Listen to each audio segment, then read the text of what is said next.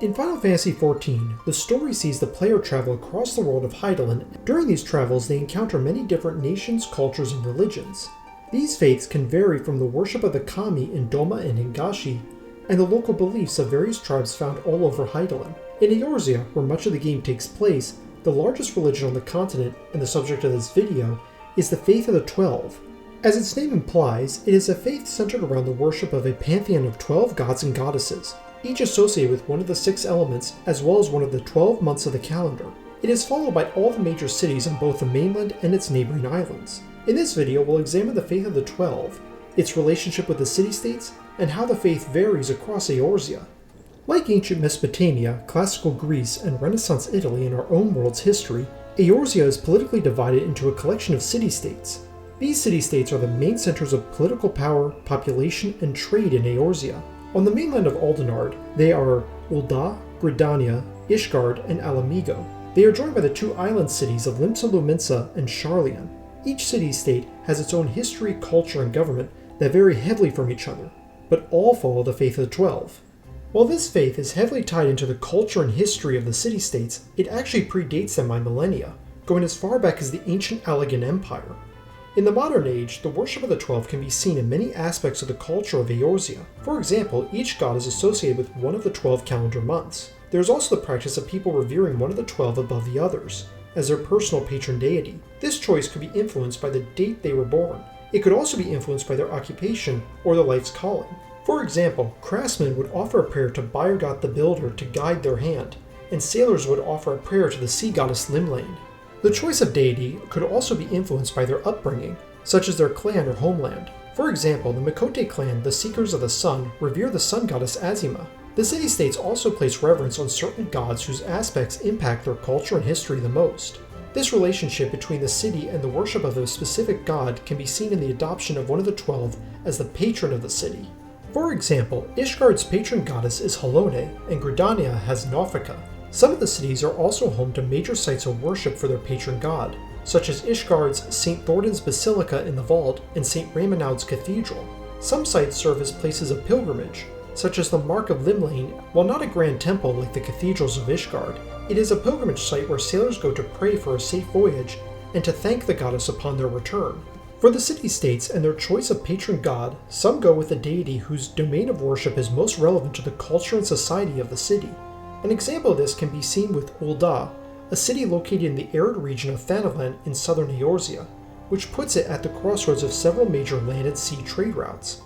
It is this status as a major center of commerce, combined with a culture that values hard work and the accumulation of wealth, that Nulfal, the god of traders and the underworld, is the patron of the city. Similarly, Limsa Lominsa's choice of patron deity also reflects their own culture. The port city, located on the island of Vilbrand, is home to many pirates turned privateers, fishermen, and other sailors. Many of these people offer their prayers to the goddess Limlane, known as the navigator and watcher of the seas. However, other cities' choice of patron god is heavily tied into their history. In Ala Mhigo, there is a story of how Rhalgr guided their ancestors to land they call home. Over 1,000 years before the current date in Final Fantasy XIV, Eorzea suffered a monumental disaster known as the Sixth Umbral Calamity, a massive flood that devastated the continent. Refugees fleeing the disaster spotted a comet in the night sky. Due to its similarity with the symbol of Rhalgr, it was believed that the comet was a sign from the god. Following it, the people were led to the highland region of Girabania in Eorzea's northeast.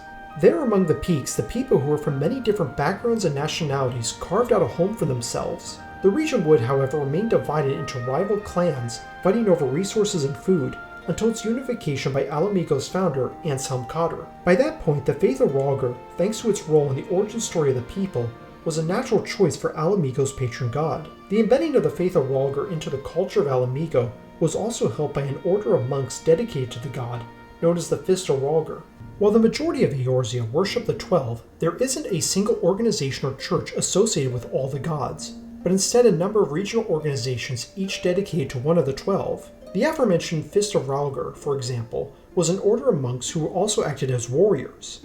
After receiving recognition from the monarchy, the monks would take up arms to defend Ala Mhigo from outside threats, though that same monarchy under the rule of the Mad King Theodoric would ultimately destroy the order. The king proclaimed that his authority came from the goddess Naimea herself and demanded that the monks venerate him. When they refused, he had the order violently purged and their main temple destroyed. The Garlean Empire, which had conquered Ala Mhigo following the Mad King's death, continued the persecution of the faith. While the Fists of Rhalgr were known for their monasticism and military force, other religious organizations became more directly involved in politics. This can be seen with the Order of Nald-Thal in ul'dah and the Ishgardian Orthodox Church. The former is tasked with maintaining the temples dedicated to Nald-Thal, overseeing funeral rites, and practicing the art of thaumaturgy. Outside of this, the order is heavily involved in the politics of the city. Its priests have served the royal family as lawmakers and administrators. They've engaged in political scheming with the merchant princes of the city, and the order's prioress, Dulala Dula, even has a seat on the city's ruling council, the Syndicate. Meanwhile, the Ishgardian Orthodox Church went further. They turned Ishgard into a theocracy, with their archbishop as ruler of both church and state. Beneath him, there are several noble families known as the High Houses that hold a great deal of influence in Ishgard's politics and society. The archbishop also oversees the Synod, a council of the church's bishops who serve as advisors, and the Holy See, which is effectively the government of the city, as it oversees everything from education, justice, and the military. However, not all the city-states have large religious organizations dedicated to their patron gods. Limsa Limitsa, for example, has no priesthood nor temples dedicated to Limlane, a far cry from the grand cathedrals and vast organization of the Ishgardian Orthodox Church. Instead, Limitsans are described as worshipping their patron goddess through humble prayer and offering. Sharlayan is another example, for while they have a patron deity, Thaliak the Scholar, he wasn't chosen out of religious piety, but rather because of the importance of gathering knowledge to the Sharlayan people. Other gods of the 12 are equally prayed to in the city. Then there's Gridania, whose patron goddess is Naufika. Like Limsa Lominsa, Gridania has no major religious organization. This is due in part to the city's relationship with the elementals and the hearers. In Gridania and the surrounding Twelveswood, there is a unique belief that a group of powerful entities native to the forest, known as the elementals, originated from their patron goddess Naufika. This shows a mix of beliefs native to this part of Eorzea, which combines the faith of the 12 and the local reverence for the elementals, who are seen as protectors of the Twelveswood and who will show their wrath to anyone who threatens it. This unique faith also shows in the hearers, conjurers who have the ability to hear and commune with the elementals. They are also members of the Seedseer Council, the highest authority in Gridania. Their purpose is to discuss what they learned from the elementals and matters of state. They are led by the elder Seedseer, Kani Senna, who in recent times has become effectively Gridania's sole leader. Gridanian society is described as having near religious faith in the mediations of the elder Seedseer and the hearers.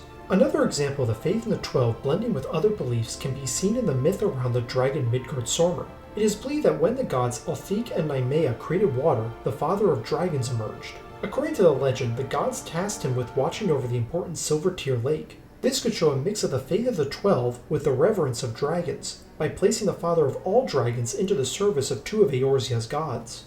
Another area in which the faith of the 12 varies between regions is with saints. In Eorzean tradition, historical figures who live particularly virtuous lives or perform great deeds are given the title of saint. They are often associated with one of the 12, such as Sir Danaphin, who showed great valor when he slew a basilisk and was made a saint blessed by the goddess Halone. These saints became important figures in Eorzean culture and society, to the point that some even developed their own followings, such as the group of scholars known as the Sons of St. Koinak, or the religious organization, the Church of St. Zozanan the Shepherd. However, originally there was very little uniformity when it came to these saints. Their stories could vary depending on who was telling it, to the point that they would contradict each other. Some saints may be revered by only certain groups and not others. In order to deal with these inconsistencies, a Sharlayan scholar named Luitsim created the Saints of Eorzea, a unified collection of saints for all Eorzea. His successors would go on to create the Council of Luitsim, an organization that would gather in Sharlayan every 7 years to vote on potential new candidates for sainthood.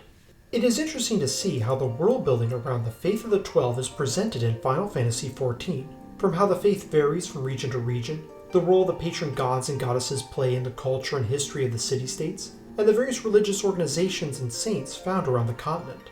I hope you all enjoyed the video. Thanks for watching.